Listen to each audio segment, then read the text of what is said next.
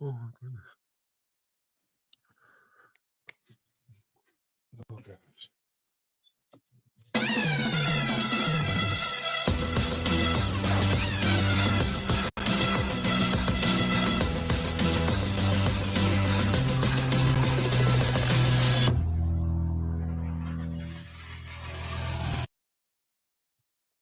Hey, welcome into NFL Kickoff Live. It is the best hour of football talk every single Friday. We'll go around the NFL, talk about every team and every game. And of course, we'll get you local insight that you can't get anywhere else but right here on Locked On. I am your host, Tanitra Batiste, and alongside me are Jarvis Davis and Kyle Krabs. And we'll go right to Thursday night football.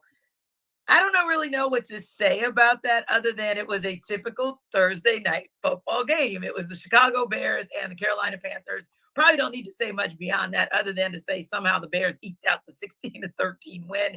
And so the battle for the number one pick in the 2024 draft continues. And so that's kind of what I think that's what everybody was really watching to kind of see who positioned themselves properly for the player slash QB they want to get for next year. But you guys, I mean, Kyle, when you took a look at that game, kind of what did you see in the back and forth, dare I say, between Bajent and Young and the Bears and the Panthers, and who was lesser of two evils last night? Yeah, Chicago rolling out of that game just cackling because they get the win and they have the Panthers first round pick. They keep Carolina at the one win on the season. So they say, oh, okay, nice. We'll double dip. Don't mind us. Yeah. I think the Tyson Bagent story is really cool as a guy who was an undrafted free agent. He played Division II football, goes to the Senior Bowl, is undrafted, gets an opportunity. I think he was the fourth quarterback into camp going for Chicago. And he made some nice throws. You know, he had a really live arm in the pre-draft process when you watched him. And I think it's short week at home on Thursday Night Football is how Chicago ends up winning the game just because it's such a short turnaround from the previous week. And somebody had to win it. Somebody had to win it. Carolina, I thought, really did themselves a disservice at the end of the game with how they approached the 2-minute offense. But that's kind of the thing with this offense with Bryce Young is between Bryce Young and how he sees the field right now and the performance of the offensive line and the supporting cast that really can't get separation down the field. They're really limited in how they can throw the ball. And I thought you saw that manifest where the best we could scratch out in a 2-minute offense situation with timeouts was a 59-yard field goal. Yeah, I thought the same. I thought it was poor clock management by their coaching staff. And I thought you're absolutely right. It just showed the guns that Bryce Young doesn't have to be able to get it down the field. And there were moments in time, and don't get me wrong, I understand, KC, that with injuries that have plagued Bryce Young here and there, he may not have wanted to kind of stretch the field, kind of just get that yard that he needed to extend the drive. But in my mind, I thought, on the same token, if you could have gotten even 3 more yards on that particular run, 5 more yards, that thing gives your kicker a 54-yarder versus, say, a 59-yarder. And maybe we're talking about a game that goes into overtime and plays itself out a little bit differently. But Jarvis, what did you see in watching that Thursday night football game? I don't know about everybody else, but I enjoyed the Deontay Foreman revenge game. Sure, you know, but seriously though, I really think that. And then, DJ Moore as well, know how he got to get down with that. But for me, I thought it's just fascinating to see that, hey, we're trying to get the number 1 overall pick and we have to win. Yes. Like that, I thought that was just absolutely amazing to be able to see that. It was kind of interesting to see that. So, but I just think that the Bears have just been interesting but non-interesting throughout the entire year because with the whole drama with Justin Fields and everybody clamoring for Tyson Bagent, just like, all right, okay, cool. Let's see what the kid got. Like you said, storyline is great. As a person who played in Division II football, to see him get the opportunity that he get, I think that is absolutely amazing. Kudos to you, and I hope he continues to take advantage of it. At least show teams that he actually belongs in the NFL. So. But it just what they're going to do with Justin Fields and him could continue to remain out, with an injury and what they're going to do if he comes back or when he comes back. So it's just and on the other side of it with the Carolina Panthers, just watching Bryce Young, just like who is he throwing the ball to? You got Michael Strahan out here catching balls. I know his name is Strong for all you smart folks, and then you got Adam Thielen out here trying to squeeze whatever he has left in the tank. It's just Mingo, the wide receiver out of Ole Miss, like not really doing anything, not living up to his draft spot. It's just he just doesn't have anything surrounding him worth talking about. In the offensive line, they tried to improve it, but it still can be shaky from time to time. So for me, it's just like I think it's a little unfair for people to kind of have come to the conclusion about Bryce Young and what he's going to be in the NFL going forward. And I just think that just sucks. And then you got a new offense coordinator, Thomas Brown, calling plays as well. So he's already defending some of his play calls and rotations and stuff like that.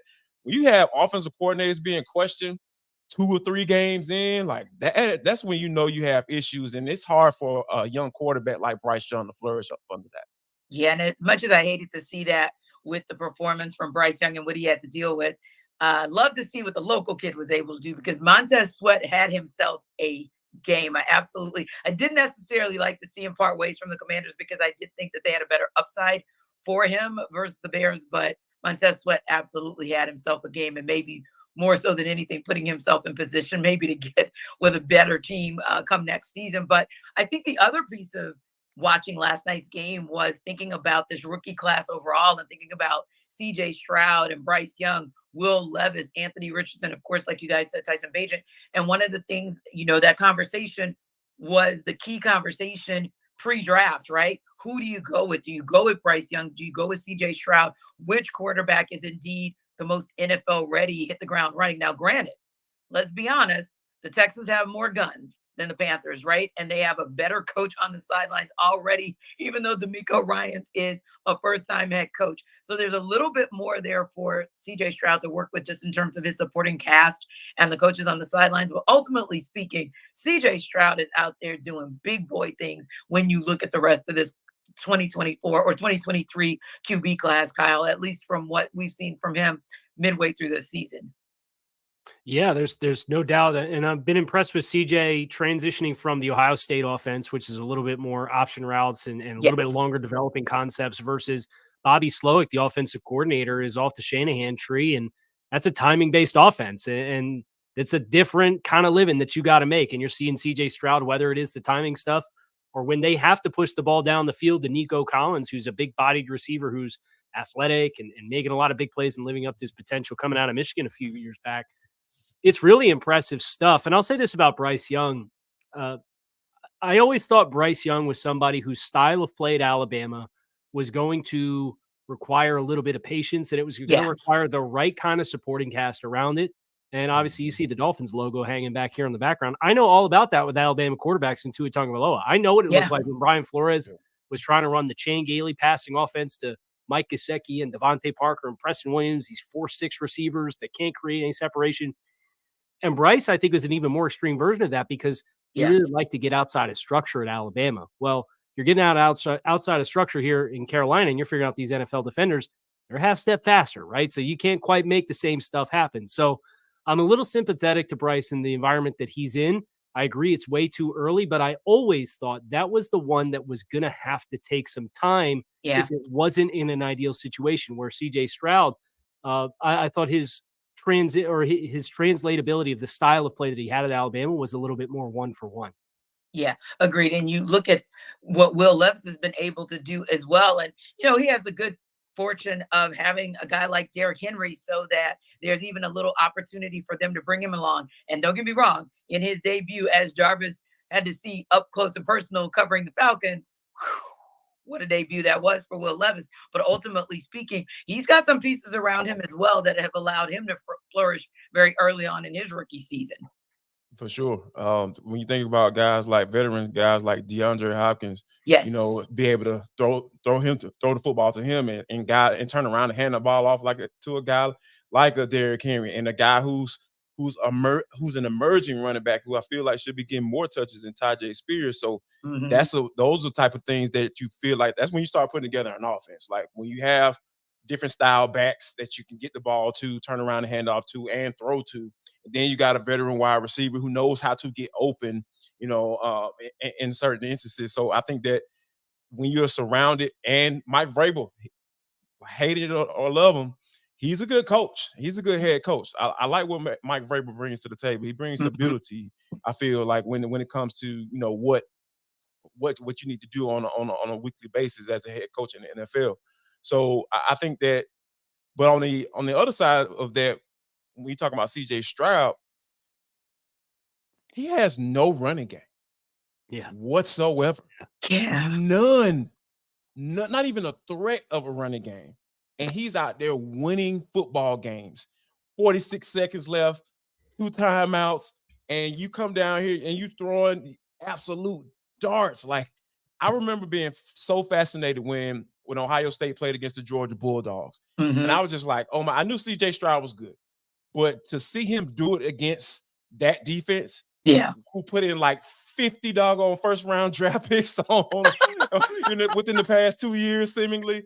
So, to be able to see him not only do that against a team like the Georgia Bulldogs, but come into the NFL, it's a different beast, right? Like Kyle mentioned, like guys are a step and a half or 2 or 3 steps quicker or faster than in college. So when you see him coming in with no threat of a running game and just being able to will his team to win, and he's out there just throwing, the ball just pops out of his doggone hand. Just the way he's just throwing the ball downfield and connecting with his wide receivers. Now, granted, those guys are talented, but he's making them look good as well. So that's a mutual relationship going on down there in Houston. So this class is going to be very interesting going forward. But it seems like C.J. Stroud is the guy that's kind of leading the pack as of right now.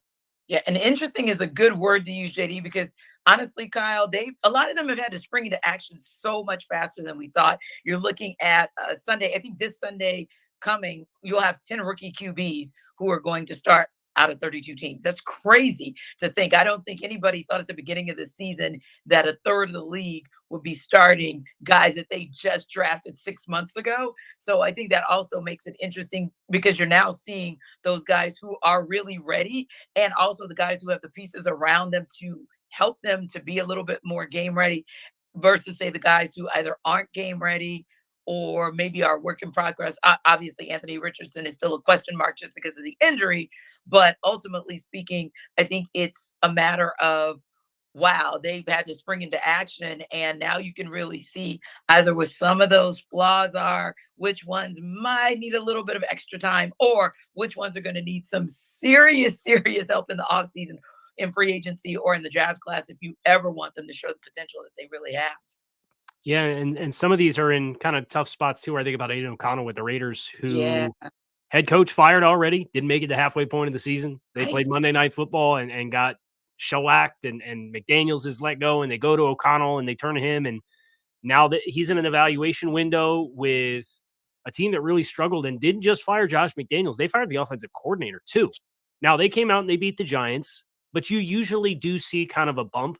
The fired coach bump is a real thing. Right. The game or the 2 games immediately afterwards. Especially if he wasn't well liked. Yes. Right. Right. So for Aiden O'Connell, it's tough because you're a rookie quarterback whose coach has been fired. The GM's been fired. You just got brought in.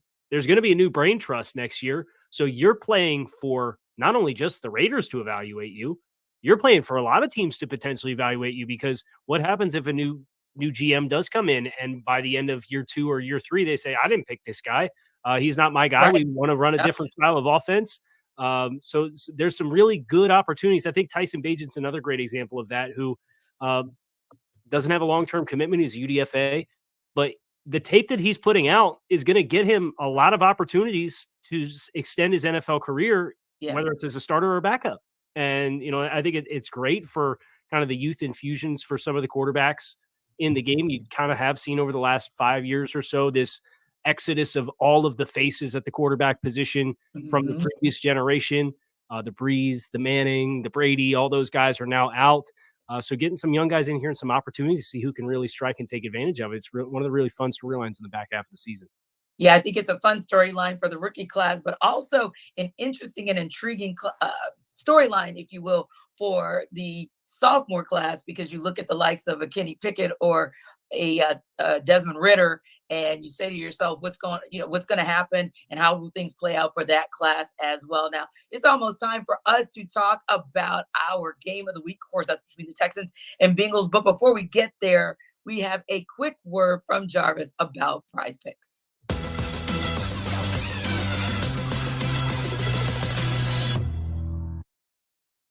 Guys, with basketball season right here, first of all, let me say this. This episode of NFL Kickoff Live is brought to you by Prize Picks. And now you can pick combo projections across football and basketball from the Specials League, a league created specifically for combo projections that includes 2 or more players from different sports or leagues. For example, you want to get the Kane, LeBron James, plus a Travis Kelce and a 10.5 combo of 3 points made, plus receptions, you can do that. And you also can want to play alongside some of the Prize Picks favorite players like rapper Meek Mill and comedian Andrew Schultz. You can now find community plays on the promo tab of the app to view entries from some of the biggest names in the Prize Pick community each week, guys. And plus, if an injury happens, guess what they do? They even offer a reboot policy so that your entries stay in play even if one of your players get injured. For football and basketball games, if you have a player who exits the game in the first half and does not return in the second, that player is rebooted. Prize Picks is the only daily fantasy sports platform with an insurance policy. I'm telling you guys, injury insurance policies. So make sure you check out prizepicks.com/lockedonnfl. That's prizepicks.com/lockedonnfl because this is daily fantasy sports made easy.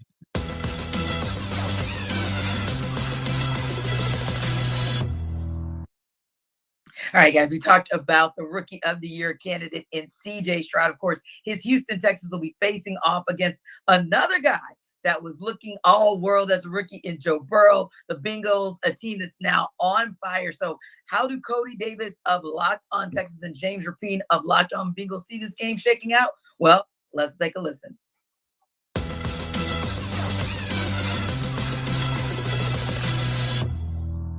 I think it's important for this defense to get off to a fast start against CJ Stroud and Tank Dell and Nico Collins and to just let this offense know that they're not going to pick up where they left off against Tampa Bay, where they were just firing on all cylinders and really, really hot. I think that's important for the Bengals because if a young team gets some confidence early in the game on the road and that fire's going, it's tough to put it out sometimes, even though this defense has been really good and has rebounded after giving up opening touchdowns to the Bills and the Seahawks, just naming a few recent games for the Bengals that they ended up winning and the defense rebounded. But you don't want to have to rebound this week. I think you want to get off to a quick start on defense, take control that way and not let CJ Stroud get into a rhythm, certainly not let their ground attack get going at all. You mentioned the struggles on the ground. If you can do that, I like their chances at home. And I'm going to pick the Bengals. I don't know prediction-wise exactly what I'll do score-wise. I can do that on Thursday's episode of Locked On Bengals, but I'll pick the Bengals in this one. I do think that it could be a more competitive game than most thought when the schedule came out and they were playing the schedule game. I'm excited to watch it for sure. And so the storylines, it's a bigger game. I could see the Texans winning. I'm not going to dismiss that, but I know I'll take the Bengals in this one.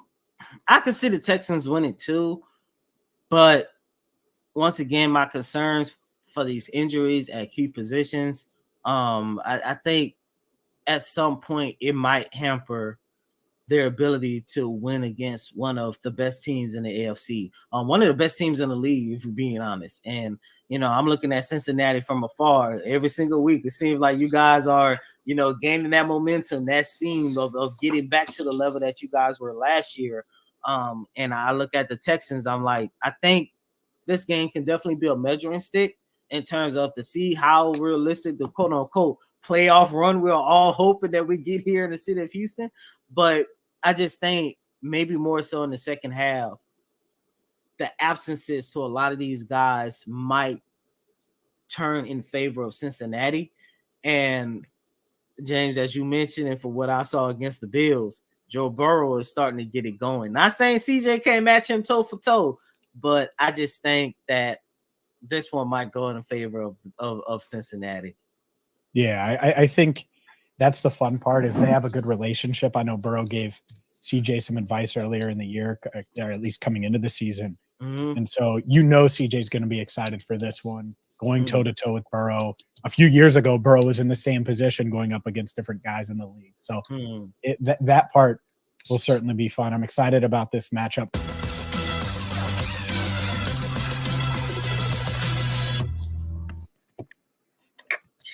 All right, guys. So it's interesting because as I'm looking at this, I'm thinking to myself, the question that I have to ask hurts my soul, because after the Bengals started 1-3, now they won 4 straight, which means that over in the AFC North, they are tied with my Steelers, they are tied with the Browns, and of course the Ravens are atop the division.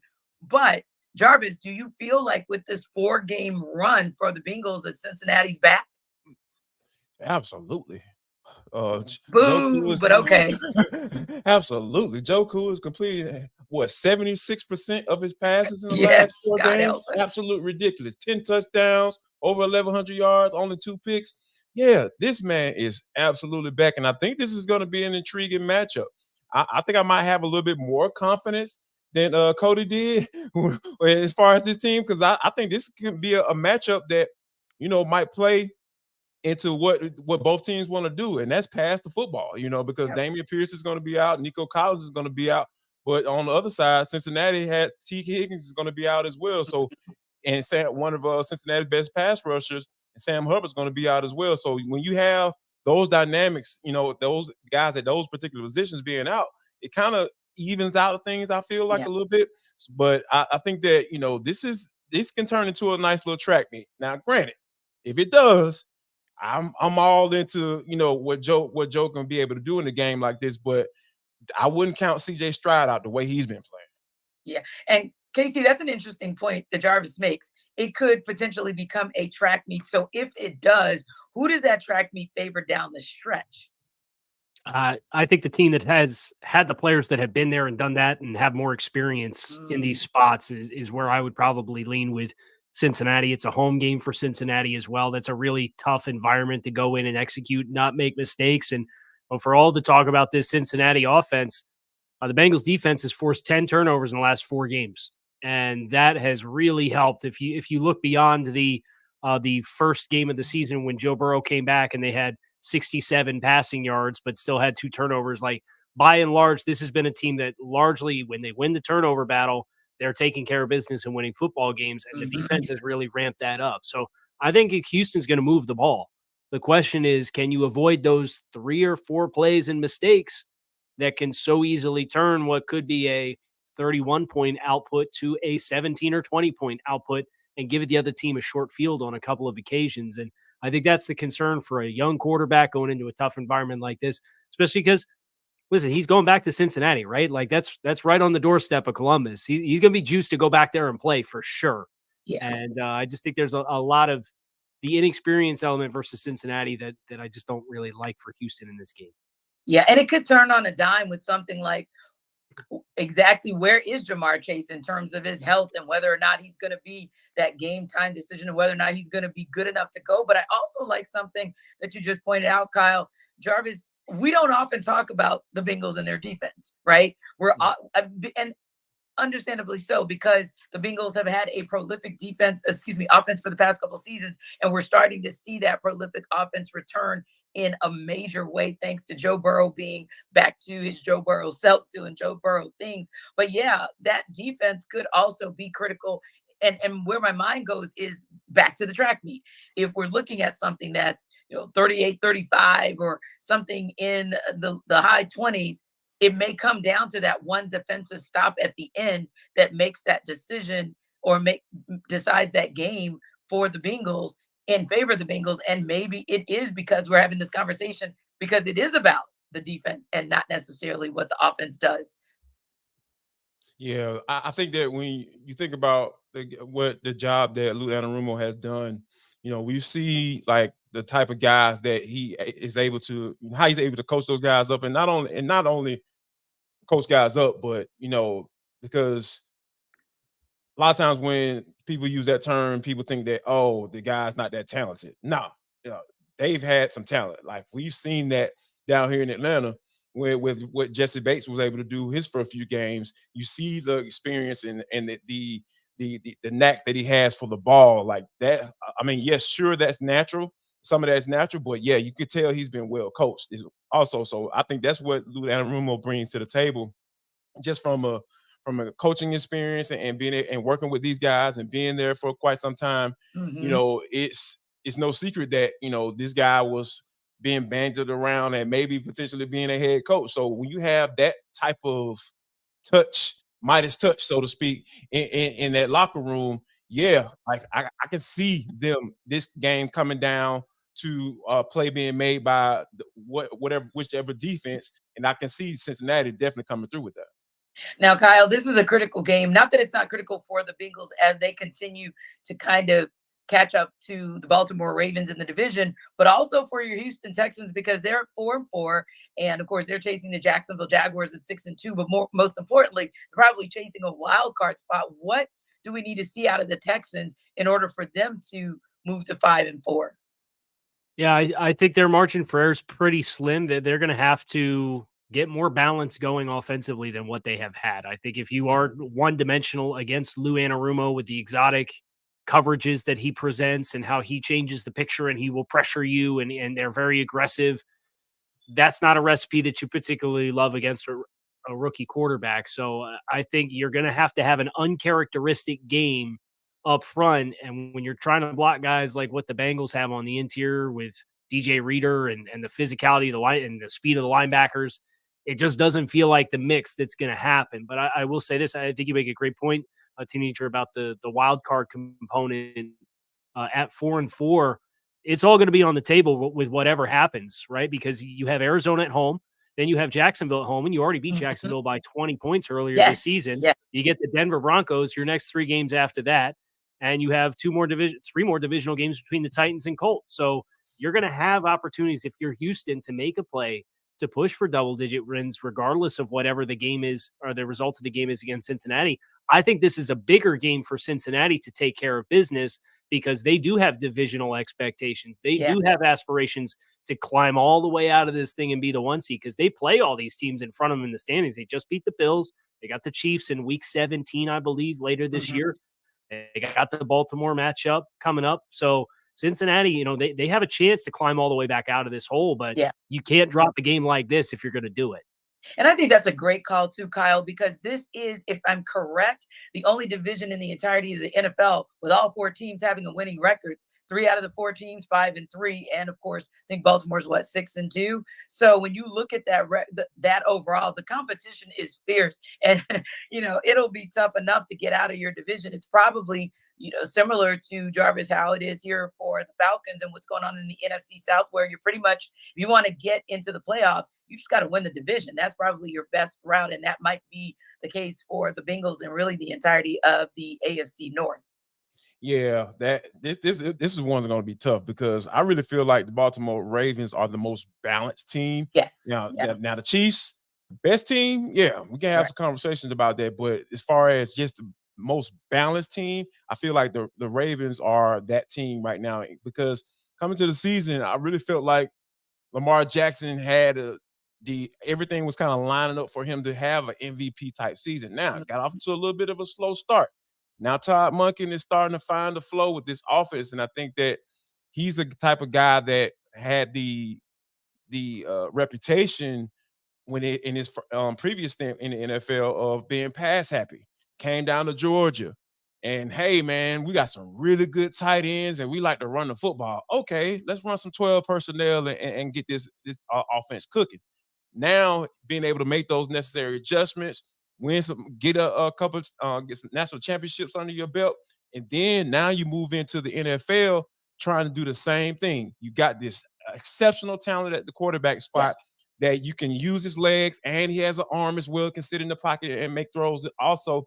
And you're just getting him acclimated to not necessarily installing your offense, but how does your offense fit what he can do and what he can do best. And I think that's what we're starting to see a product of that now. So this AFC North division is going to be very tight as we go down to the second half of the season. Oh, yeah, definitely down to the wire. Now, as we prepare you for this NFL week with Sell Me Why, here's Jarvis to prepare you guys on how you can have better health with Jace Medical.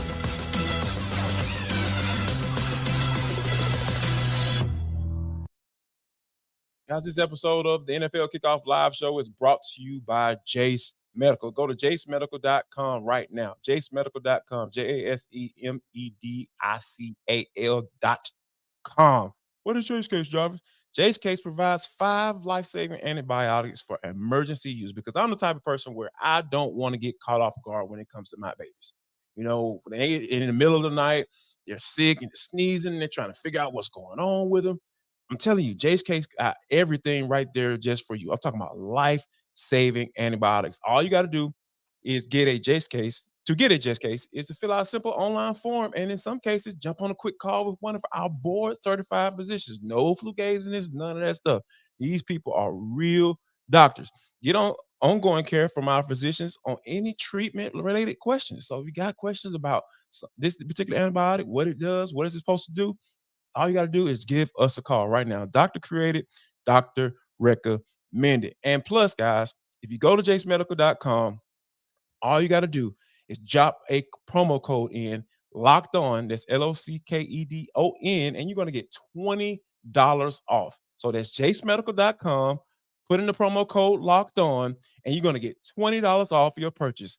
Make sure you guys don't get caught off guard.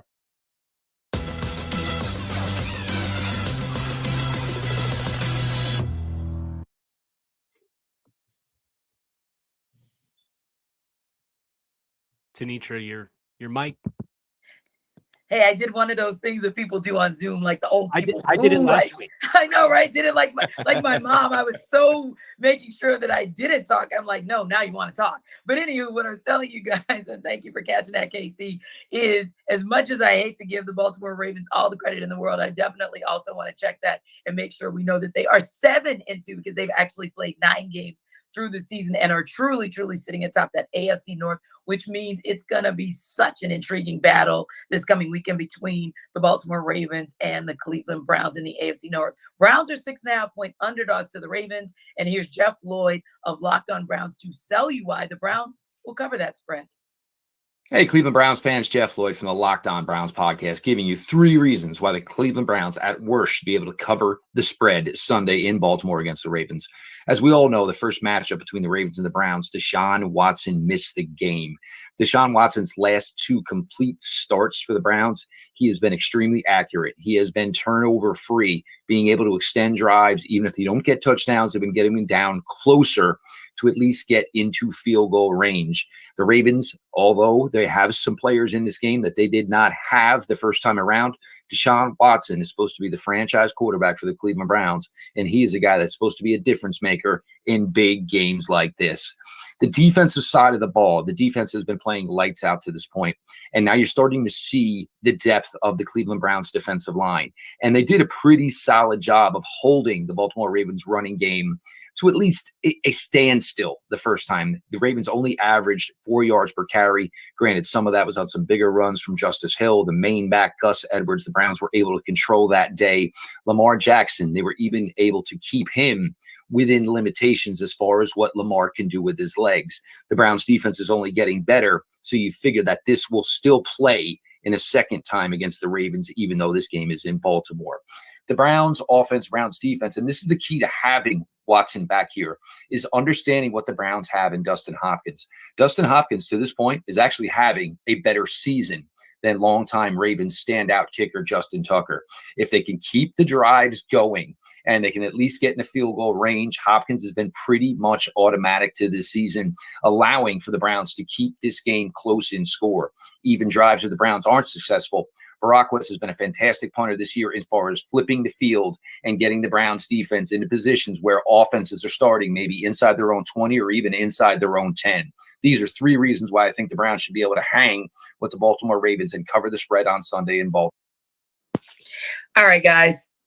Are you sold, Kyle, that the Browns will actually cover this spread? They, of course, are 6.5-point underdogs.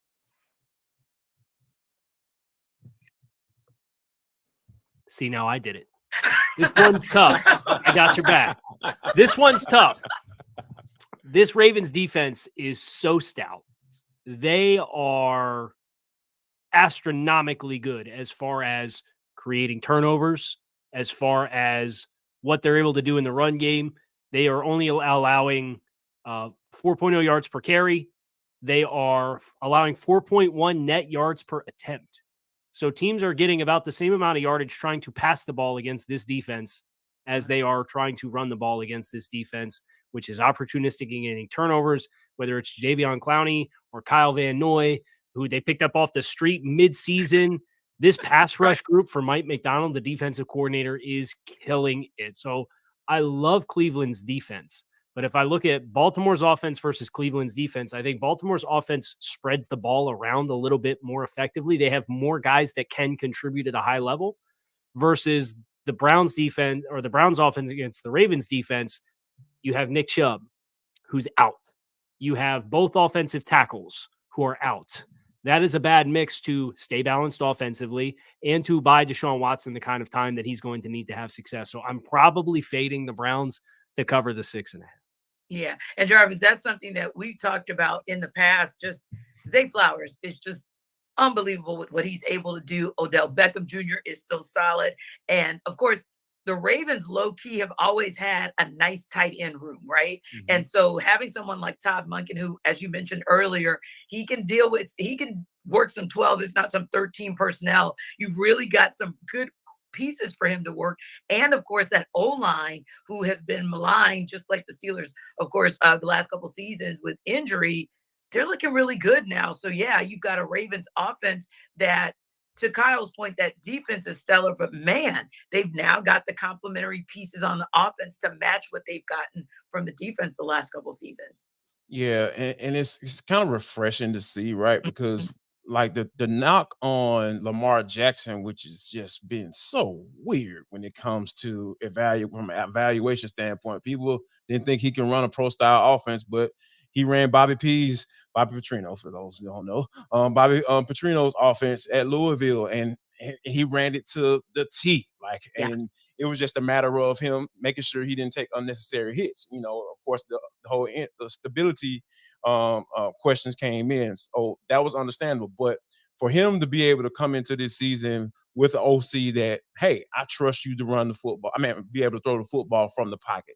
I know what you are capable of doing, and I'm also going to use your that skill set, right? That you have to take advantage of, and it's just a matter of making sure when to tap into that, you know, at what particular point of the game. So because when you understand when to use those things, like, you can just really just mess up a defense. Now, granted, Cleveland Browns just coming off giving the Arizona Cardinals a goose egg. So this is a really, really good defense. So Myles Garrett is playing on an MVP type level. I ain't talking about defensive player of the year. I'm talking about league MVP. Like, I put defensive lineman up in that category. I know people always want to just talk about quarterbacks, but I put him in those type of conversations, because that's the type of difference maker that he is on for that team as a whole, not just the defense. So for me, I really feel like this is another opportunity for Lamar to put his stamp on this MVP candidacy.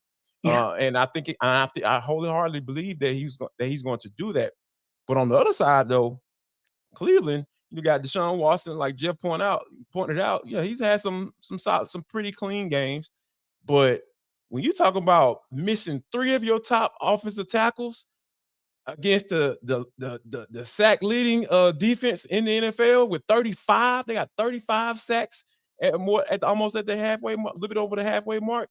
Yeah, that's going to be a hard task, T. I'm not saying that the Ravens are going to goose egg these guys, but it is setting up for this Ravens defense to continue to do what they do, and that's dominate opposing offenses. Indeed. What a difference a year makes, because, this is a well-rounded team where a year ago we didn't even know if Lamar Jackson was going to be suited up in a Ravens uniform. And now here we are now. Kyler Murray, speaking of a guy that returns for a different reason, of course, but he's returning from injury. We got the official word earlier today that he will get the start Sunday against the Falcons. The Cardinals are 1.5-point underdogs to the Falcons. That line has been moving now that we've gotten that word about Murray. And it's been moving in favor of the Cardinals. Here's Alex Clancy of Locked On Cardinals to tell you why the Cardinals will cover that spread. Why will the Arizona Cardinals cover the 1.5-point spread on Sunday at home against the Atlanta Falcons? I'm glad you asked. I'm Alex Clancy with Locked On Cardinals. There is one name, and I think you know who it is, coming back off the PUP list after tearing his ACL from last year. Number one in your hearts, number one on his jersey, and it's Kyler Murray. All joking aside, Kyler Murray coming back and now being able to implement Drew Petzing's offense could be a recipe for a great offense for the Arizona Cardinals for years to come. Kyler Murray elevates everybody on the offensive side of the ball, and regardless how lesser than talent-wise the defense is, the offense needs to take charge, and I'm pretty sure they will against the so-so defense of the Atlanta Falcons on Sunday. Not to mention James Conner coming back off the IR. So the Cardinals have their 1-2 punch in the backfield with the run-first offense that Drew Petzing has implemented, an offense that's kept the Arizona Cardinals in games for the majority of the 2023 season with Joshua Dobbs at quarterback. So 1.5-point spread from our fans at FanDuel, I think, is giving Kyler Murray the credit he deserves, because this line was a lot wider than where it currently sits. So why will the Cardinals cover the spread? Kyler Murray makes Hollywood Brown better. He makes Michael Wilson better. He makes Trey McBride better. He makes James Conner better. He makes the offensive line's job not as difficult as it's been through the first 9 weeks. And again, while the defense isn't what it needs to be in an effort to compete from a defensive standpoint, the power and talent that Kyler Murray brings is the main reason why the Cardinals will cover the 1.5-point spread on Sunday against. All right, guys, I am going to be nice to Jarvis, and I'm going to throw this one to Kyle and ask whether or not the Cardinals are going to cover the spread, and if so, tell us why. I think they have a decent chance, just because I do not like what the Atlanta Falcons are doing right now. And you and everybody join the club. Right. No. And Arthur Smith getting all sassy about it in the press conferences all week long. I'm like, buddy, you got Tyler Algier 13th in the league in carries, and he's averaging 3.2 yards per carry. Maybe we should calm down on the salt here with the questions about your top 10 pick running back and his workload. Yeah. Never mind Jonnu Smith outperforming Kyle Pitts and the whole 9 yards. So I think Kyler Murray is a really fun kind of change up to throw at this game. The Cardinals to this point in the season have been very scrappy. They have put up a really good fight against some good football teams. They beat the Dallas Cowboys. I think Kyler, if he's every bit of what he was as an athlete coming back off of a knee injury, his mobility can kind of create some chaos. I don't think that I like a returning quarterback this late in the season to win his first start, though. I just think it's too much to try to jumpstart and get back into the swing of things after having missed a lot of time. I know he's practiced the last few weeks to gear up. I'll probably take Atlanta, and because the spread is so close, I'll take Atlanta to cover. But this would not be a game that I would be surprised to find out that the Cardinals did win and they are able to cover the spread. God help Falcons Nation, Jarvis, if that is indeed the case. But you do have a point, Kyle, because whether it was an actual rookie or whether it was a quarterback starting his first game of the season for a team 3 days after he landed in that city, the Falcons have been on the struggle bus with quarterbacks who just pop up and say, hey, I'm ready to get my first start of the season. So, Jarvis, how's it going to go down in Arizona in the Desert of the Sun this weekend? Valley of the Sun. I'm going to give you the most intellectual answer that I could possibly give you. I have no idea. Here's why. Because, like, when you think about this Falcons team, like, they went into the whole going young on offense. You draft Bijan Robinson, pass up on Jalen Carter, by the way. I'm going to take every He's going to say that opportunity every every time. Because here's the thing. I feel like if you're in a situation where you're defending your play calling, schemes, looks, decoys, and all that stuff, and you take a guy like that, a running back in the top 10, I feel like you never really had a plan for him, because in the beginning of the year, we saw flashes. Right now, we barely see it. And then when he does get an opportunity to carry the football, he's fumbling the ball. So what is really going on with this offense? Because at the end of the day, I know I advocated for Tyler Algier to get some carries, but at the end of the day, it's all about production. Kyle just pointed it out. 3.2 yards a carry. Oh, now let's go use our top 10 running back that we drafted. Oh, let's go, make sure we get our number one wide receiver that you drafted, who has been productive when he's been on the field. Right. Let's get him back into the game and get him involved. Oh yeah, the tight end the highest drafted tight end in NFL history. Yeah, let's figure out a way to get him involved. Let's figure out a way to get him downfield and not have him blocking Daniil Hunter for the tight end 2 to run a jet sweep on the goal line, on the 1 yard line. So yeah, it's really difficult to put a finger on this team, because we're so deep into it. You know how it is. We cover this team day in and day out, and Arthur Smith is changing. I'm starting to see some changes, right? Like, he's no longer getting sassy, Kyle. He's actually answering questions and explaining himself. And what did I mention earlier? When you have offensive coordinators explaining themselves, explaining what they were thinking in press conferences, that can never lead to a good thing. That's never a good thing. And when that person is also the head coach, and people are asking whether or not he's going to give up play calling duties, that's when there's an issue. So yeah, this is a game where they should win. It's a tough call because of just what's been going on these past couple of weeks. Indeed. But they should win. And I wouldn't be surprised if they do. But dog it, I would not be surprised if Arizona mess around and covers this spread. Yeah, speaking of a guy that has some explaining to do, Matt Canada always has explaining to do every single week. So speaking of that OC that makes you scratch your head, Pittsburgh Steelers are playing host to the Green Bay Packers this weekend. They're 3-point favorites, and Chris Carter of the Locked On Steelers is going to tell us why the Steelers will cover their spread. I'm Chris Carter of the Locked On Steelers podcast, and the Steelers are favored 3 points by FanDuel Sportsbook in their matchup with the Green Bay Packers at Acrisure Stadium to kick off 1 p.m. Eastern Time Sunday. Now, why can the Steelers cover that? I think there's a few reasons that you have to point to if you look at how these two teams play and how the matchup favors the Steelers to exceed that 3-point number there. Now, one thing that I look at is with Jordan Love is how he's been throwing interceptions. Right now, the Packers are averaging throwing an interception in every game they've played, 8 on the year, one per game in that process. That's in the bottom 10 of the league right now. But on the flip side, the Steelers defense ranks in the top 10 in forcing interceptions this year, also averaging an interception for every game that they've played so far.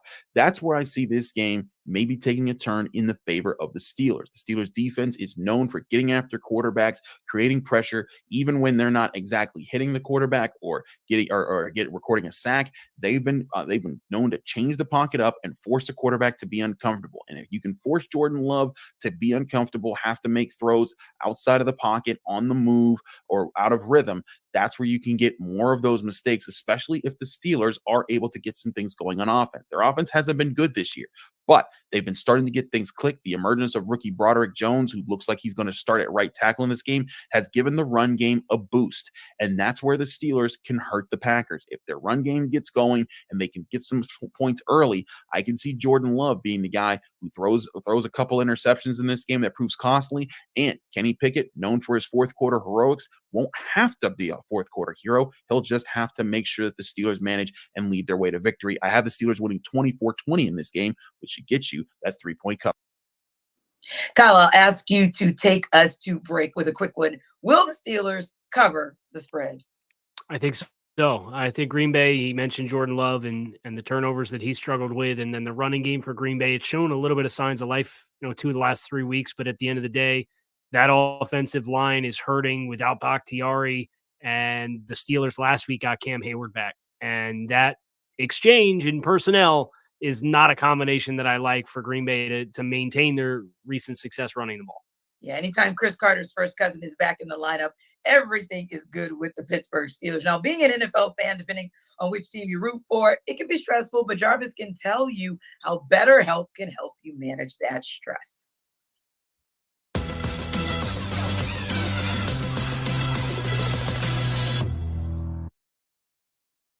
Jarvis Davis here for BetterHelp. This episode of the NFL Kickoff Live Show is brought to you by BetterHelp. Now, I was just having a conversation with my wife just the other day about buying gifts and trying to figure out how many gifts we're going to get the girls for this year and all that stuff. And you know what? That could be super, super stressful, especially when money may be a little bit tight. But guess what? I got a suggestion for you. How about you try BetterHelp? This is something new to your life that can be very positive, and it can help you with those feelings of anxiety or just stress overall. So one of the things that about BetterHelp that is you can be going through some things in your life, and you're looking and have something to look forward to, that make you feel like you're grounded and give you the tools to be able to manage like through these holiday seasons. So you won't be stressed out about whether or not you're going to buy or how many gifts you're going to buy your loved ones. You don't have to be feel that way. I promise you. So if you're thinking of starting therapy, give BetterHelp a try. I promise you'll never regret it, because that's what I've been thinking about. I've been thinking about, okay, maybe I should see a therapist. Like, why am I having this thought? Or why am I constantly always focusing on the negative thing that's going on in my life? So no, you need to go try BetterHelp. It's entirely online. It's designed to be convenient, flexible, and it's suited to your schedule. All you got to do is just fill out a brief questionnaire to get matched up with a licensed therapist, and you can switch therapists. If you don't like that one, you can switch therapists anytime for no additional charge. So find your bright spot in this holiday season with BetterHelp.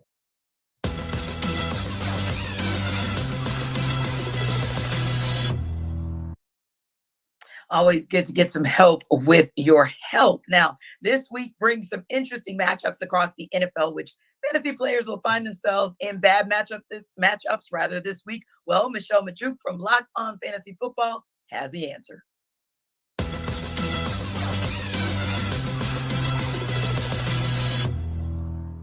There are three players that I'm fading heavily in fantasy due to their Week 10 matchup. First up, it's Texans rookie quarterback sensation CJ Stroud against the Cincinnati Bengals. I know, hang in with me. I know it's hard to sit him after what he did last week, but it's important to remember that Stroud, prior to last week, he wasn't doing much for fantasy, right? There was 3 straight games scoring under 15 fantasy points per game. And Stroud has also only averaged 14.6 fantasy points per game on the road this season. Plus, playing in Cincinnati is never easy for any quarterback, let alone a rookie quarterback on the road. The Bengals defense overall this year have allowed just 9 passing touchdowns all season, while coming down with 11 interceptions. They have yet to allow an opponent to throw more than 2 passing touchdowns against them this year. I do not think this is going to be a very good game for CJ Stroud this week, and I want to keep him on my bench if I can. Next up is Cleveland Browns running back Kareem Hunt. He has to face the Baltimore Ravens this week. Kareem Hunt has been very, very valuable for fantasy. He has, because he gets into the end zone every week. He's scored a touchdown in each of the last 4 games. But I don't envision there being very many scoring opportunities for the Cleveland Browns in this matchup against the Ravens, who are the number 1 defense in the NFL this year in points per game allowed. So without a touchdown, Hunt is going to be a very disappointing fantasy play. Maybe he squeaks one in, but I am very hesitant on playing Hunt this week against the Baltimore Ravens. And then last up is Raiders wide receiver Davante Adams. Unfortunately, he just hasn't been doing too much, stuck on this terrible offense. He's not hit 60 receiving yards in a game since week 4, hasn't caught a touchdown since week 3, and he's playing with Aiden O'Connell. And last week with Aiden O'Connell, Davante Adams was basically a ghost. Now he has to unfortunately face the New York Jets. Like, that's the worst way that this can go in week 10. The Jets are allowing by far the fewest fantasy points per game to wide receivers this year. It's not going to be an easy matchup for him whatsoever. And again, he's just not getting the target share that he needs to get or getting that efficiency and those good targets. So I know it's never easy to sit a guy as talented as Devontae Adams, but I'm really, really expecting a very disappointing week from him on Sunday Night Football.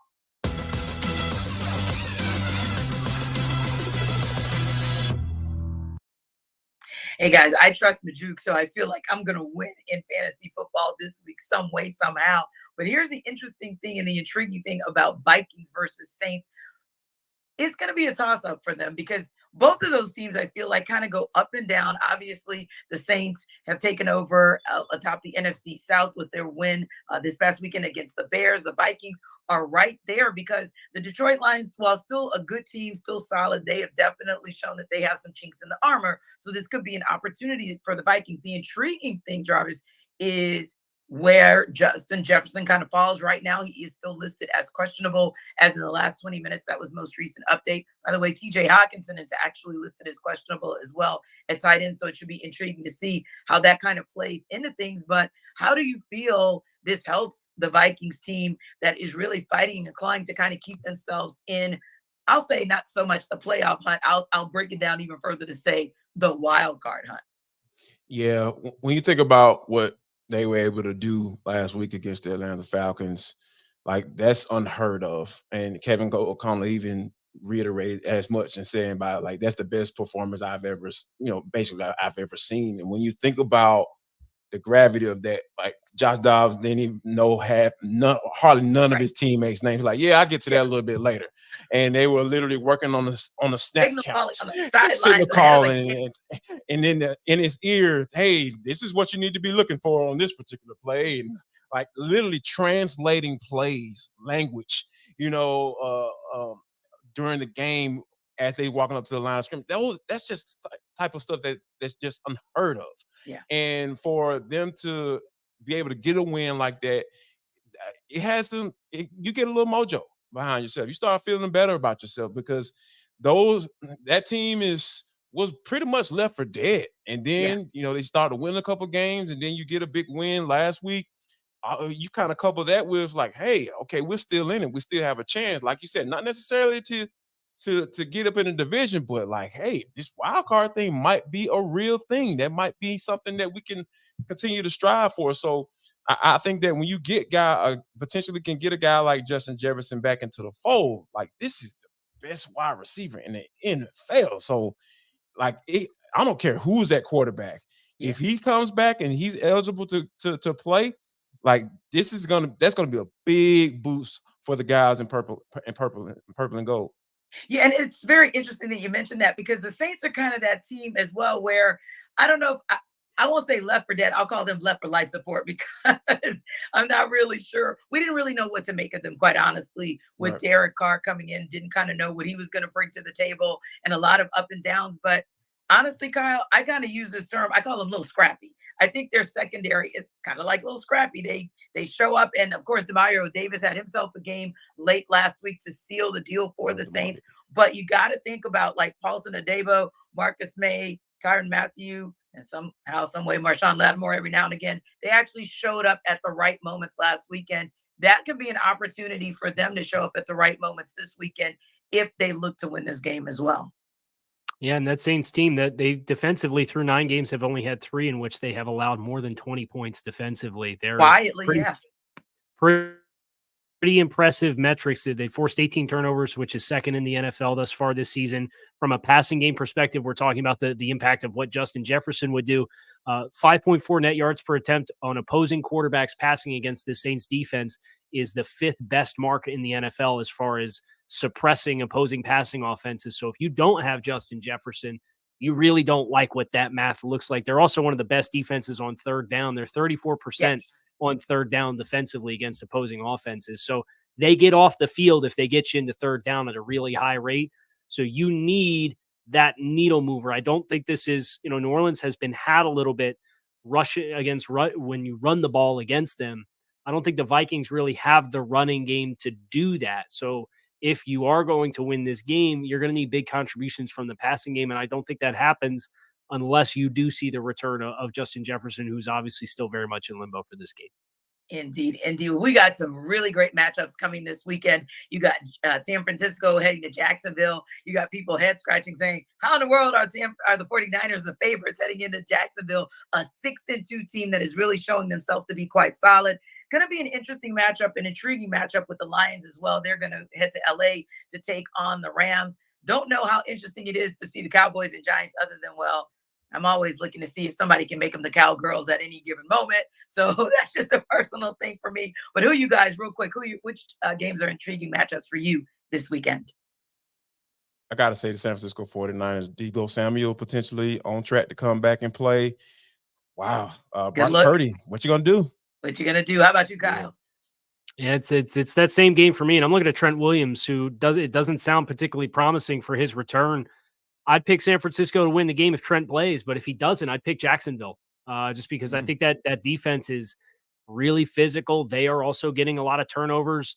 They're pretty stout up front, and that 49ers offensive line, it's Trent Williams and a bunch of young guys that have kind of bounced around and haven't been fixtured starters. So they really need Trent to be the glue for that offensive line. And if he's not going to play, I don't like that mix against Jacksonville with heavy-handed guys like Devon Hamilton in the middle and with Trayvon Walker, the defensive end, playing on the edge.